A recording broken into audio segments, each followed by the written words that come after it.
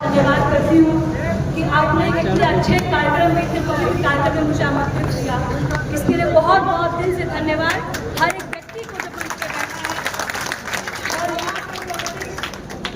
हमारे बड़े भैया अजय राज जी जो पूर्व मुख्यमंत्री और प्रदेश अध्यक्ष, आपको बहुत बहुत धन्यवाद नमस्कार करती हूँ मैं।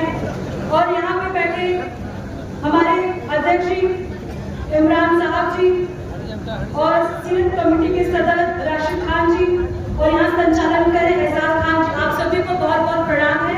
हर व्यक्ति का नाम नहीं ले सकती क्योंकि बस समय का अभाव है, लेकिन आप सभी मेरे दिल में, आप सभी का मान सम्मान करती हूँ, प्रणाम। आज ये कार्यक्रम बहुत ही नेक कार्यक्रम है, बहुत पवित्र कार्यक्रम है। इस कार्यक्रम का उद्देश्य बहुत अच्छा है, वो है राष्ट्र एकता। आज मैं ये भी कहूँगी आप सभी को कि पैगंबर मोहम्मद साहब का जन्मदिन की बहुत बहुत मुबारकबाद हो। और यह मेरे लिए सौभाग्य की बात है कि इस कार्यक्रम में मैं मौजूद हूँ। यह कार्यक्रम भी अपने आप में एकता की बात करती है, यूनिटी की बात करती है। यह कार्यक्रम अपने आप में कहता है कि आप हम एक हैं और ऐसे कार्यक्रम में हर व्यक्ति को आना चाहिए, चाहे किसी भी जात पात से हो। मैं इस कार्यक्रम में आगे बहुत प्राउड फील कर रही हूँ कि आपने अपनी बहन और बेटी को इस कार्यक्रम में बुलाया है। जैसे आप कह रहे थे कि मैं आपको अपनी बेटी बहन बोलूँ, आप मुझे बेटी बोलिए, बहन बोलिए, मुझे बहुत खुशी होती है। और आपने सांसद ने आपको बेटी बहन चुना है। ये बेटी बहन जब सदन में नारा लगाने का समय आता तो आपकी बेटी बहन कभी पीछे नहीं हटती है। अब इस सदन में आपने वोट चोरी का नारा लगाया, क्या आपने देखा उसको? वोट चोरी का नारा लगाया था कि लगाया था? वोट चोरी का नारा लगाया था। वहां से हमने संदेश दिया कि सरकार में जो लोग बैठे मनमानी नहीं कर सकते हैं। हम लोग सड़क पे बैठ के धरना प्रदर्शन किए और वहां से मैसेज दिए कि वोट चोरी चलेगी तो उसका हम लोग बदला लेंगे। आज इस कार्यक्रम में ये कहूंगी कि जो कार्यक्रम का उद्देश्य है वो है एकता, यूनिटी। लेकिन इस कार्यक्रम का उद्देश्य ये क्यों पड़ा है? राष्ट्र एकता ही कार्यक्रम का उद्देश्य क्यों है? एकता इसलिए पड़ा है क्योंकि हमारे देश में हिंदू मुसलमान को लगातार बांटा जा रहा है। बांटा जा रहा है कि नहीं बांटा जा रहा है? कैसे बांटा जा रहा है? आपके हमारे बीच में नफरत बोल के बांटा जा रहा है। सरकार आएगी, सरकार जाएगी, लेकिन देश का लोकतंत्र, संविधान बचना चाहिए। उसके लिए आपको आवाज उठाना चाहिए। आज आपकी बेटी, आपकी बहन आपके सामने खड़ी होकर कह रही है 27 में आपने साथ नहीं दिया, सरकार आने जाने के बाद छोड़िए आपका संविधान भी नहीं बचेगा। मैं ये कहूंगी जब जब एकता की बात आती है तो मुंह तोड़ जवाब दीजिए कि जो नफरत बोलता है उसका इतिहास मिट जाता है, जो मोहब्बत होता है वो अमर हो जाता है। अब हम सबको दिल में, दिमाग में भर दीजिए कि जो नफरत आप बोल रहे हैं इनको यहाँ से उठा फेंक दीजिए। हर व्यक्ति को मैं यहाँ कहूंगी कि आपका संविधान जब तक रहेगा तब तक आप सुरक्षित रहेंगे। जब तक आपका संविधान रहेगा तब अपनी बात रख सकते हैं, लेकिन जब संविधान सुरक्षित नहीं रहेगा तो ना आप ना हम सुरक्षित रहेंगे। हमें लगातार हमारे बीच में नफरत कराया जा रहा है। कभी कहते हैं धर्म के नाम पे, कभी मस्जिद के नाम से, कभी मंदिर के नाम से, लेकिन हर धर्म सिखाता है इंसानियत और उससे ऊपर सिखाता है एकता, भाईचारा। कोई धर्म नफरत नहीं सिखाता है। कोई नफरत सिखा रहा है तो भारतीय जनता पार्टी के लोग सिखा रहे हैं। कोई धर्म नहीं सिखाता कि आप लोग भाईचारा खत्म कर दीजिए। हर धर्म यही सिखाता है कि आप सब एक है और हिंदुस्तान। मैं सबसे ये कहूंगी कि जब आपकी बेटी शपथ लेके गई थी तो आपकी बेटी ने इसी का शपथ लिया था, और जब जब इसमें आ जाएगी तब तो प्रिया सरोज के साथ खड़ी रहेगी और हमेशा धरना प्रदर्शन देगी, आपकी आवाज रखेगी। मैं ये कहूंगी कि नफरतों के साए में मोहब्बत के फूल खिलेंगे। हम समाजवादी हैं, हम इंकलाब लाएंगे। अजय राज जी, मैं ये कहूंगी मुझे आपसे बहुत कुछ सीखना है। आज बड़े लीडर में आपके सामने बेटी की समान हूँ। मैंने हमेशा आपके बारे में सुना पिताजी को मुझसे कि आप हमेशा कार्यकर्ता की तरह काम करते हैं, पार्टी के लिए काम करते हैं, आप हमेशा जमीन से जुड़े नेता है। और मैं सांसद तो बन गई हूँ, लेकिन बहुत कुछ मुझे आपसे सीखना है और आगे भी मैं सीखती रहूंगी। और मैं ये भी कहूंगी कि आज हम लोग को सोचना चाहिए कि ऐसी कौन सी छोटी छोटी बातें हैं जो एकता और यूनिटी को बचा रखती है। हम सबको इस बात पर सीख के जाना चाहिए कि हमारे गरीब हमारे घर में उनके गाँव भाईचारा की, हम सबको ये सीखना चाहिए कि कौन सा व्यक्ति जो संविधान की बात करता है, भाईचारा की बात करे। जो सत्ता में लोग बैठे हैं कहते हैं की बात कुछ का विकास। ये कहते हैं न्यू इंडिया, मैं कहती हूँ किस बात का न्यू इंडिया? पूरे देश में युवा हमारे बेरोजगार हो रहे हैं, लगातार फार्मर सुसाइड कर रहे हैं, लगातार महंगाई बढ़ रही है, और ये न्यू इंडिया की बात कर रहे हैं। कौन सा न्यू इंडिया? जब आपके सांसद लोग खड़े होते हैं लोकसभा में तो माइक बंद कर दिया जाता है। लेकिन अफसोस की ये बात है कि हमारे संविधान में कहा है चाहे हिंदू हो, चाहे मुसलमान हो, चाहे सिख हो, चाहे ईसाई, हम सब एक हैं। तो इनको जवाब देंगे कि नहीं देंगे? आप लोग कैसे देंगे जवाब? राइट टू वोट, एकता से देंगे और राइट टू वोट का अधिकार उपयोग करके उसका जवाब देंगे। लेकिन ये बताइए वोट चोरी हो रही कि नहीं हो रही है? कैसे हो रही है? वोट चोरी कैसे हो रही है? वोट चोरी कोई देश का मुद्दा है, वोट चोरी किसी पार्टी का मुद्दा नहीं है, वो प्रिया सरोज का मुद्दा नहीं है। वोट चोरी जो है आपका मुद्दा है, वो जनता का मुद्दा है, वो देश का मुद्दा है। इसके लिए आपको सड़क पे आना पड़ेगा। अगर आप सड़क पर नहीं आएंगे तो वोटर लिस्ट से आपका नाम काट दिया जाएगा। काटा दिया जाएगा, नहीं काटा दिया जाएगा? तो ये मुद्दा किसका है? किसी पार्टी का मुद्दा नहीं है। हमारे देश में हिंदू, मुसलमान, सिख, ईसाई, पिछड़ा, दलित सभी लोग एक साथ हो। जब एक साथ हो तो हमको कोई रोक नहीं सकता है। ये देश किसी पार्टी का नहीं है, ये देश 140 करोड़ जनता का है और इस पर राज करेगी तो जनता राज करेगी, पार्टी राज नहीं करेगा। मैं आपसे ये कहूंगी कि जब लोकसभा में आपकी बेटी बहन खड़ी होती है तो मैं यही सोचती हूँ कि मेरे समाज के लोग देख रहे होंगे आज प्रिया से लोग बोल रहे हैं, लेकिन मैं ये भी सोचती हूँ साथ में कि अपने लोगों के बीच में मैं कैसे मैसेज दे सकूं कि जो ये लोग आपके बीच में भ्रम फैलाने की बात कर रहे हैं, कैसे मुंहतोड़ जवाब इनको देना है। देंगे कि नहीं देंगे? समाजवादी पार्टी ने हमेशा धर्म की राजनीति नहीं की है, हमेशा हमारी पार्टी ने संविधान की राजनीति की है। हमारी पार्टी ने हमेशा लोकतंत्र को बचाने का काम किया है। हमारी पार्टी ने हमेशा महिलाओं की बात की है, युवाओं की बात की है, हॉस्पिटल की बात की है, किसानों की बात की है। लेकिन जो सरकार में बैठे हैं ये लोग पूरे दिन हिंदू मुसलमान की बात करते हैं। इसीलिए कार्यक्रम रखा गया है बताने के लिए, इनको संदेश देने के लिए कि आप और हम एक हैं और इस एकता को कोई तोड़ नहीं सकता जब तक हमारे देश में बाबा साहब का लिखा संविधान है।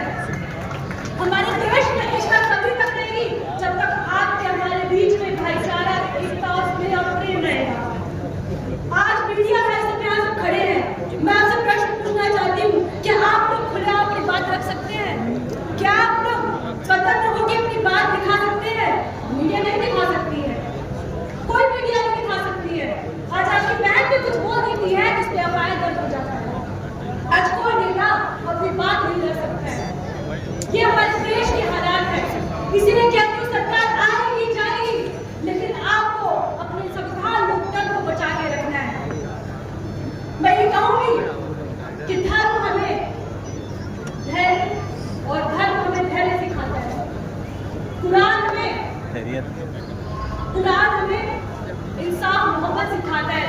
लेकिन दोनों जो धर्म अपने हैं कुरान, ये कभी हमें नफरत नहीं सिखाता है। नफरत कौन सिखा रहा है यहाँ पे? कौन सिखा रहा है नफरत यहाँ पे? जो सत्ता में लोग बैठे हैं वो आपके हमारे बीच में नफरत ढूंढने का काम कर रहे हैं।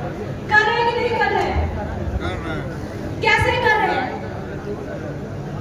आपको हमको गुमराह कर रहे हैं। कोई इनसे सवाल जवाब करने लगता है तो उनको देशद्रोही कह दिया जाता है। मतलब मुझे सवाल जवाब मत करिए, इनसे सिर्फ हिंदू मुसलमान की बात करिए तो आपको बोलने का राष्ट्रवाद है। लेकिन आप इनसे सवाल कर लेंगे कितना आपने नौकरी दी है, महिलाओं के लिए क्या किया, तो ये तुरंत बोलते कि ये हिंदू की होती है, ये राष्ट्रवाद के खिलाफ है। माइक करीब करिए, माइक। मैं ये कहूंगी सवाल जवाब करिए। सवाल जवाब करना आपका संविधान का अधिकार है, ना तो पीछे चला जाएगा। अगर आप नेता चुनते हैं तो नेता का सवाल करने का अधिकार भी आपको संविधान में दिया है, तो सवाल करने से कभी डरिएगा मत, चुनना है। आप सोचिए आपने अपने संविधान का अधिकार उपयोग नहीं किया है। आर्टिकल 40 में राइट टू इक्वालिटी लिखा है, राइट टू इक्वालिटी मतलब समानता का अधिकार। आर्टिकल 50 में लिखा है prohibition of discrimination on the basis of caste and place of birth, मतलब किसी व्यक्ति को पर डिस्क्रिमिनेशन किया जाता है, जात पात के नाम पे, लिंग के नाम पे भेदभाव किया जाता है, गलत है। आर्टिकल 70 में लिखा है अबॉलिशन ऑफ अनटचेबिलिटी। इसका मतलब यह है कि अगर किसी व्यक्ति के धर्म के नाम पे, जात पात के नाम पर ऊंच नीच करता है तो वो भी गलत है, संवैधानिक अधिकार, वो ऑफेंस है, उसको पनिशमेंट मिल सकती है। बाबा साहब ने इतने अधिकार दे दिए हैं, उसके बावजूद हम लोग क्या कर रहे हैं? हम उसको बचा नहीं पा रहे, हम उसका जवाब नहीं दे पा रहे। अगर किसी ने लगातार बाबा साहब के संविधान का अपमान किया है तो बीजेपी ने किया है। अपमान किया था कि नहीं किया था? लोकसभा में किसने अपमान किया था? अमित शाह जी लगातार इसका अपमान कर रहे थे, किसी ने इसका विरोध किया था? इसका विरोध किसी ने, समाजवादी पार्टी ने विरोध किया था। और बाबा साहब का अपमान नहीं सहेगा हिंदुस्तान। मैं आप सबसे यही कहूंगी कि आपकी बेटी जो बहन धर्म कहती है, हमेशा धर्म को मैं नहीं मानती, मैं ऐसे धर्म को मानती हूँ जो इंसानियत सिखाता है। मैं ऐसे धर्म को मानती हूँ जो कहता है आप और हम एक है, लेकिन मैं ऐसे किसी धर्म को नहीं मानती जो कहता है ऊंच और आप नीच। मैं ये कहूँगी इस कार्यक्रम का उद्देश्य ये है कि यूनिटी, सेक्युलरिज्म जब यहाँ से वापस जाए तो आप सोच पर विचार करिए ये कार्यक्रम आपके दिलों में क्या बात फैला रही है। ये कार्यक्रम यही कह रहा है कि आप और हम एक है और हमें गलत नहीं कर सकते। हमारे गले में मंदिर भी है, मस्जिद भी है, हम कभी नफरत की बात नहीं करते, लेकिन कुछ लोग हैं जो सत्ता में बैठ के नफरत की बात करते हैं।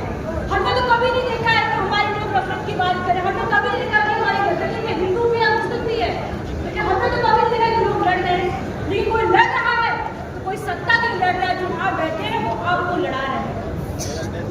हमारे कॉन्स्टिट्यूशन में लिखा है कि हिंदुस्तान है और हिंदुस्तान कब पूरा होता है जब आप और हम मिलते हैं। लेकिन जब देश में ऐसे लोग बैठे हैं जो आपको हमको दबाने का काम कर रहे हैं, अगर आपने उनको जवाब नहीं दिया तो आपका भी अधिकार छीन लिया जाएगा। छीना जाएगा नहीं छीना जाएगा? मैं यही कहूँगी सत्ता में बैठे लोगों ने कैसा हिंदुस्तान कर दिया, सत्ता में बैठे लोगों ने कैसा हिंदुस्तान कर दिया, बेजान इमारतों को भी हिंदू मुसलमान कर दिया। मैं ये कहूँगी कि मैं जब चुनाव के बाद चुनाव लड़ने के बाद क्षेत्र में घूमी तो मुझे लगता था कि क्योंकि मैं शहर से आई थी, मुझे लगता है कि देश में जात पात नहीं होता है। लेकिन जब मैं गांव में गई तो मुझे लगता है यहाँ पे घर, नाली, सड़क भी सब जात पात के नाम पे कर देते हैं। करते हैं कि नहीं करते हैं? मैं यही कहूँगी कि आपकी बेटी बहन किसी धर्म को नहीं मानती, आपकी बेटी किसी को मानती है तो संविधान को मानती है। अगर इस संविधान को पढ़ लेंगे तो आपको लगेगा और आप इस देश में सुरक्षित हैं और आप देश में आप सुरक्षित खड़े होकर अपनी बात रख सकते हैं। तो बाबा साहब का जो संविधान लिखा है इसकी वजह से सकते हैं। ये संविधान को पढ़ने की जरूरत है, इस संविधान को समझने की जरूरत है। और इस संविधान को आप नहीं समझेंगे तो आप समझ लीजिए कि संविधान नहीं समझेंगे तो अपने हक अधिकार की लड़ाई आप कभी नहीं लड़ सकते हैं। बाबा साहब ने हमेशा ये कहा कि शिक्षा को हथियार बना लो, और जो व्यक्ति शिक्षित हो गया समझ लीजिए वो सबसे बलवान, सबसे मजबूत इंसान बन जाता है। अगर आपके बच्चों को माहौल दिया जाएगा, एक पॉजिटिव, एक मोहब्बत का माहौल दिया जाएगा तो बच्चा बड़े तो वही सीखेगा कि हम सब एक हैं। हम सब एक है कि नहीं है? है नहीं सब एक? तो आप जवाब देंगे कि नहीं देंगे 27 में? कैसे जवाब देंगे?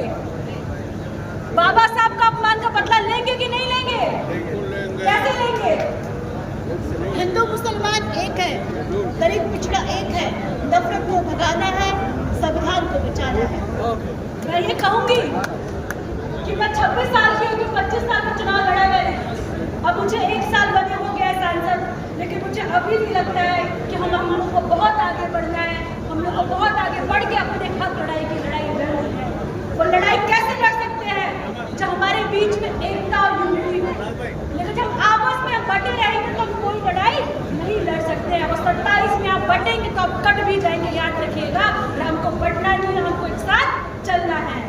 यहाँ जितने भी युवा बैठे मैं आपसे यही कहूँगी, जब कोई भी नेता है उनसे सवाल जवाब करिए, चाहे मैं ही क्यों ना हो, उससे सवाल जवाब करिए, आपका अधिकार है।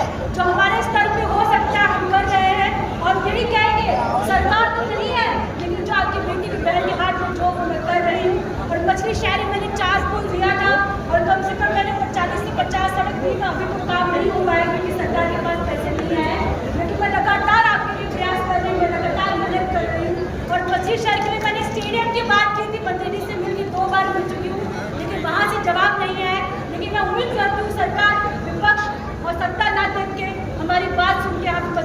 स्पोर्ट्स स्टेडियम बनाए जाए, जिससे हमारे युवा खेल सके, जिससे हमारे युवा पढ़ सके। और मैं कहूँगी कि तानाशाही जितना भी चले, लेकिन संविधान तो है ना। तानाशाही कितना भी चले, संविधान तो है ना। और संविधान जब तक आपके साथ है, तब तक आपका घर में कोई घुस के कोई कुछ नहीं कर सकता है। आज अजय राय जी का हाउस अरेस्ट हुआ है, क्यों हुआ है? क्योंकि सच्चाई के लिए लड़ रहे थे, क्योंकि सच को सामने ला रहे थे, इसलिए उनका हाउस अरेस्ट हुआ है। लेकिन हम ये कहेंगे, हम इससे डरेंगे नहीं, हम इससे और मजबूत हो जाएंगे और मजबूत होकर अपनी बात रखेंगे कि हम किसी पुलिस वाले से डरने वाले नहीं हैं। और जितना है जो करना है कर लीजिए। चुनाव के समय आपकी बेटी बहन पे मुकदमा दर्ज हुआ है दो, मैं कहती हूँ मुकदमा दर्ज मत करिए। हम जो अपना चुनाव चाहे कुछ भी, हम डरने वाले नहीं है। हम अपनी बात रखेंगे और सदन में जाकर जो जनता की बात रखेंगे। मैं बहुत बहुत धन्यवाद करूँगी इस कार्यक्रम में मुझे बुलाने के लिए। समय का अभाव अपना और हर जगह जाना है, लेकिन मैं यही कहूँगी इस कार्यक्रम का जो उद्देश्य है बहुत ही अच्छा है। ये यूनिटी की बात करता है, एकता की बात करता है, सेक्युलरिज्म की बात करता है। और हम सबको इसी को साथ लेकर चलना चाहिए। हर व्यक्ति को